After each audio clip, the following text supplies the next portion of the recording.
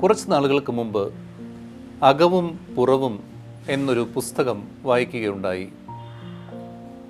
ഒരു മനുഷ്യൻ്റെ ഉള്ള് നമുക്ക് കാണിച്ചു തരുന്നത് അയാളുടെ സംസാരവും അയാളുടെ പ്രവൃത്തികളുമാണ്.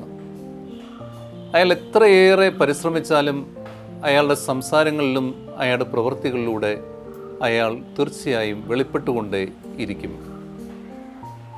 സുവിശേഷത്തിലെ സുവർണ നിയമം എന്നറിയപ്പെടുന്നത് മറ്റുള്ളവർ നിങ്ങളോട് എങ്ങനെ പെരുമാറണമെന്ന് നിങ്ങൾ ആഗ്രഹിക്കുന്നുവോ അതുപോലെ നിങ്ങൾ അവരോടും പെരുമാറുവിൻ എന്നുള്ളതാണ്. നമ്മൾ ആരും ആഗ്രഹിക്കുന്നില്ല മറ്റുള്ളവർ നമ്മളെ വിധിക്കുവാനായി. ഈ വിധി മുഴുവനും നടത്തുന്നത് നമ്മുടെ നാവാണ്. യാക്കോബ് ശ്ലീഹ തൻ്റെ ലേഖനത്തിൽ 3-ാമത്തെ അധ്യായത്തിൽ പറയുന്നുണ്ട്, നാവ് വളരെ ചെറിയ ഒരു അവയവമാണെങ്കിലും അതൊരു തീപ്പൊരിയാണ്. എല്ലാത്തിനെയും കത്തിച്ച് ചാമ്പലാക്കാൻ അതിന് കഴിയും. ഒരു ജീവിതത്തെ മുഴുവനും മലീമസമാക്കുവാൻ നാവിന് കഴിയും എന്ന് പറയുന്നുണ്ട്.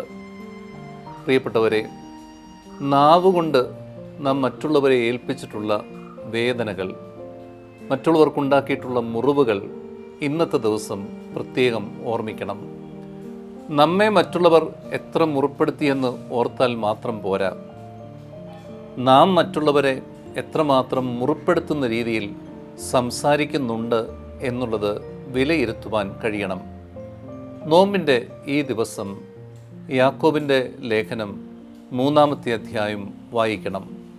ഓരോരുത്തരും സ്വയം ആത്മശോധന നടത്തണം.